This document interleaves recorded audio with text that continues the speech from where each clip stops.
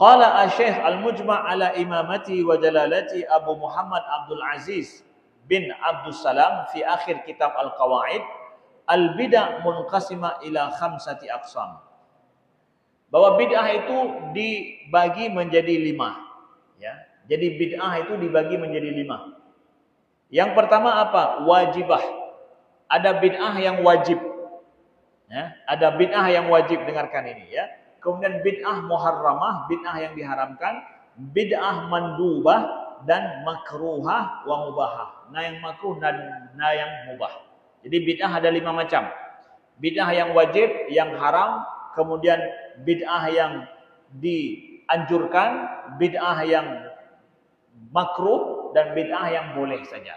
Nah ini lihat kelima-lima ini. Makanya hati-hati menyebutkan bahwa semua bid'ah itu haram. Bid'ah itu dibagi 5. Ya. Nyan bid'ahnya. Matanya ke bid'ah, itu berarti sesuatu yang harus dijauhi. Tunggu, ada 5 macam bid'ah. Yang pertama adalah bid'ah yang wajibah. Bid'ah yang wajib adalah kashtighal bil ilmi nahwi alladhi yufhamu bihi kalamullah ta'ala wa kalamir rasul. Pertama, contoh bid'ah yang wajib adalah seperti mempelajari ilmu nahwu, ilmu saraf, ya, ilmu bahasa Arab. Itu bid'ah yang wajib karena dengan itu kita memahami kalam Allah dan juga kalam Rasulullah, dan juga untuk menjaga syariat kita, menjaga agama kita dengan menjaga bahasa Arab. Jadi orang yang mempelajari khusus bahasa Arab demi menjaga agama Allah, memahami Al-Quran dan Sunnah Nabi, dia ini melakukan bid'ah yang wajib. Enggak ada secara khusus masa Nabi misalkan yang para sahabat yang seperti kita hari ini ada ilmu nahwu, ilmu saraf secara khusus seperti itu. Itu muncul setelah Nabi SAW demi untuk menjaga sunnah dan juga ilmu-ilmu dalam Islam. Maka ini bid'ah yang wajib, nampak baru seakan-akan, tapi dia sesuatu yang wajib di dalam Islam. Ya. Begitu juga ada ilmu fikih, ilmu hadis. Itu ilmu-ilmu itu semua muncul setelah masa Nabi SAW. Pembagian ilmu-ilmu ini. Ya. Tapi usulnya ada, dasarnya ada pada masa Nabi dan diajarkan oleh Nabi SAW. Itu disebut bid'ah yang wajib. Ya. Kemudian yang kedua, bid'ah muharramah. Bid'ah yang diharamkan. Kamadhab Jabariyah, seperti pendapat-pendapat di dalam ilmu kalam, itu seperti pendapat ilmu orang-orang Jabariyah, orang-orang Qadariyah, dan orang-orang Murji'ah dan Mujassimah. Ini kelompok-kelompok di dalam ilmu akidah yang mereka banyak membuat pendapat-pendapat yang tidak sesuai dengan hadis dan juga dengan Al-Quran. Ada kelompok Jabariyah, Qadariyah, begitu juga Mujassimah dan Murji'ah. Ini perkataan dan juga pendapat-pendapat mereka itu dianggap bid'ah yang muharramah. Maka orang yang melawan ataupun menjawab pemahaman-pemahaman yang menyimpang dalam akidah itu adalah wajib baginya.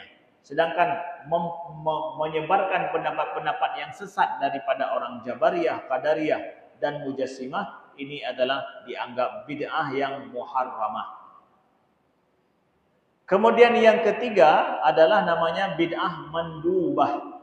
Ka ihdasi rubat wal madaris wa kullu ma lam ya'had fi asril awal wa kat tarawih wa kalam fi daqaiqit tasawuf. Yang mandubah apa? Yang dianjurkan, disukai itu apa? Seperti bid'ah membuat madrasah-madrasah, sekolah-sekolah. Buat sekolah-sekolah khusus, jadi orang pergi ke sekolah secara khusus, tempat menuntut ilmu. Itu masa Nabi tidak ada sekolah khusus, yang ada adalah masjid-masjid.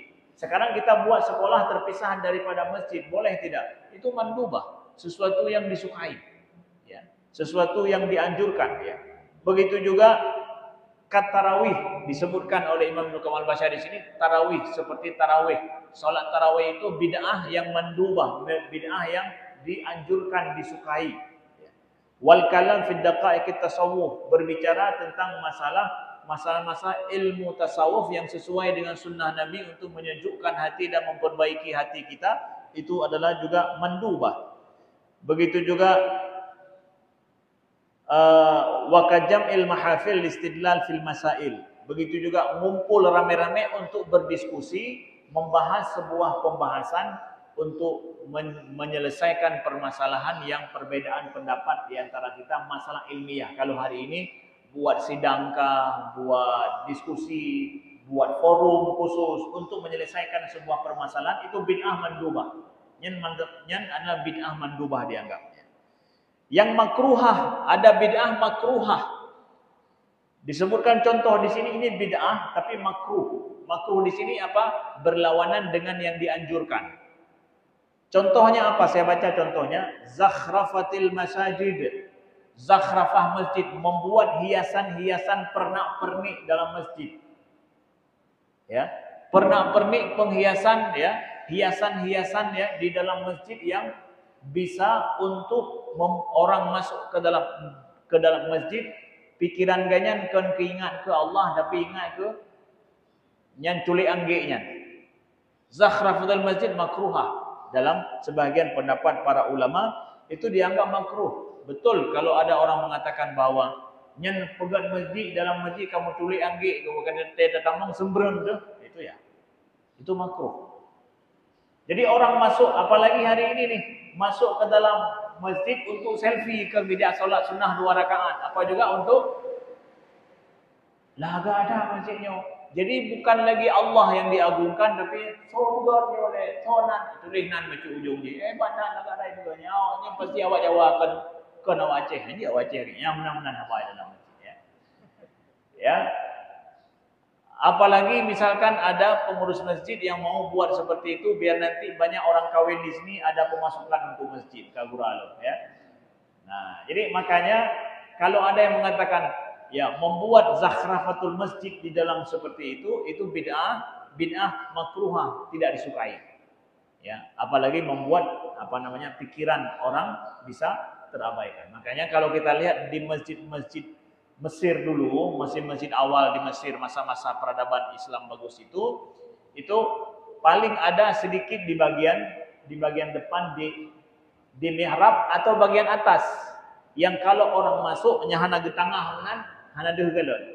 Di tengah waduh baru deh galon. Oh, ya tu ya. Sedangkan kalau dia lihat dalam solatnya ke depan ke arah itu tidak akan terganggu pikirannya. Seperti kita nih. Apa yang mau kita lihat masjid Sigli ini di dalam? Ke depan itu ya biasa saja. Sederhana saja. Jadi orang masuk betul-betul ingin jumpa sama Allah, bukan rencana untuk selfie. Ya, makanya hanya hana rame di orang mengkawin di masjid Sigli pakai mana karena yang lain yang agak-agak aduh. Ya bukan masalah membandingkan masjid, tapi ini pendapat ulama. Ada yang datang kepada kami mengatakan bahwa betul Ustaz bahwa itu kalau buat menculik anggik masjid itu katanya tidak disukai dan tidak dianjurkan. Saya katakan benar, itu pendapat para ulama. Memang ada yang seperti itu. Ya.